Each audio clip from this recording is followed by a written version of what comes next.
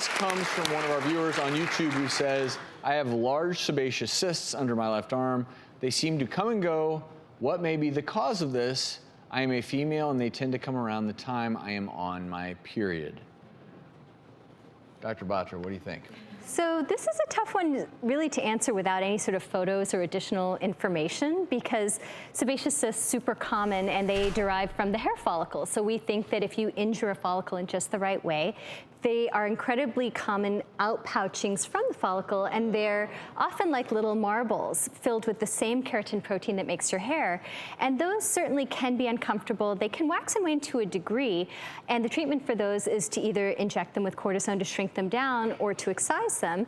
But I think this is kind of a more nuanced question, because it isn't a typical scenario to strictly have sebaceous cysts under your arm and to have them wax and wane with your hormones.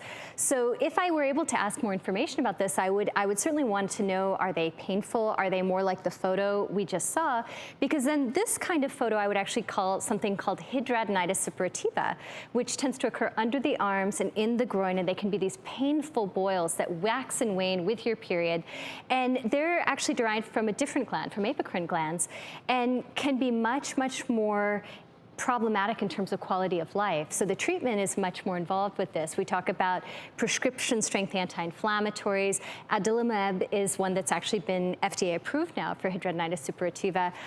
We also talk about vitamin A derivatives. So a little more information. The history is suggestive of maybe hidradenitis, but I'd love to know before. And bad cases can progress to needing sometimes pretty invasive major surgery if you have tracts and boils and chronic infections that are not responding to the local care. Sometimes we have to do a wide excision and actually skin graft over it. So it can be an involved thing. That's why it's so important to nip it in the bud early. If you see this starting to develop, make sure you see a specialist.